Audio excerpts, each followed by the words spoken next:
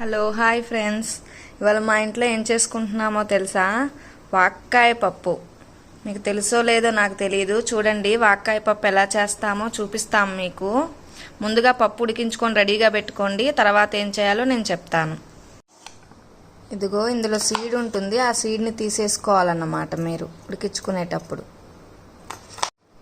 ఇదిగో కట్ చేసుకున్న ముక్కల్ని ఆ సీడ్ తీసేసుకుంటున్నాను. ఇదిగో ఇలా గింజలన్నీ తీసేసుకున్నాను, కట్ చేసుకొని సపరేట్ చేసేసుకున్నాను. పప్పు ఉడకగానే ఈ ఉడకబెట్టుకొని పప్పు కలిపేసుకున్నాను. ఇదిగో నేను పోపు సామాన్లు అన్నీ రెడీ చేసుకున్నాను. ఒక పక్క పప్పు ఉడుకుతుంది. ఇదిగో పొయ్యి వెలిగించుకున్నాము, నూనె వేస్తున్నాము.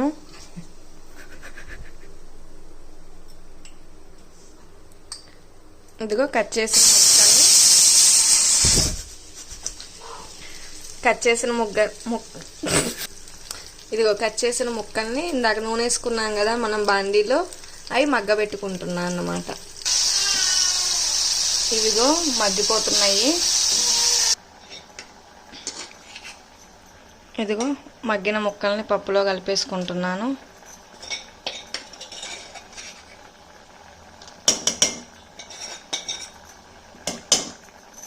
కోవాలన్నమాట ఒకసారి.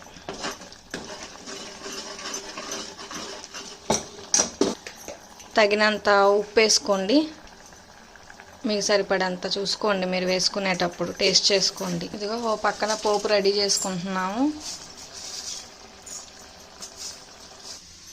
ఇంగు వేసుకుంటున్నాము. మేము వెల్లుల్లి తినమన్నమాట, మీరు వెల్లుల్లి కావాలంటే వెల్లుల్లి వేసుకోండి.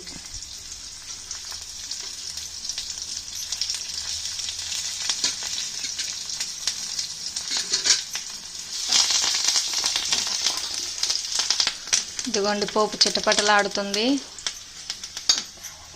మీకు కావాలంటే కొంచెం కారం వేసుకోండి, రుచి చూసుకోండి. మేము చెప్పినంత కాదు కానీ మీరు రుచి చూసుకొని వేసుకోండి.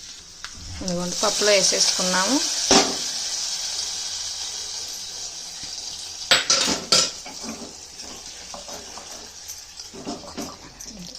గుమగుమలాడుతుంది, వాసన భలే వస్తుంది. వేడి వేడి అన్నంలో పప్పు కలిపేసుకొని అప్పడం వేసుకొని తింటే సూపర్ ఉంటుంది. వావ్ అంటారు. ట్రై చేసి చూడండి. చూసారు కదా, ఇది మీకు నచ్చినట్లయితే like, share, subscribe my channel.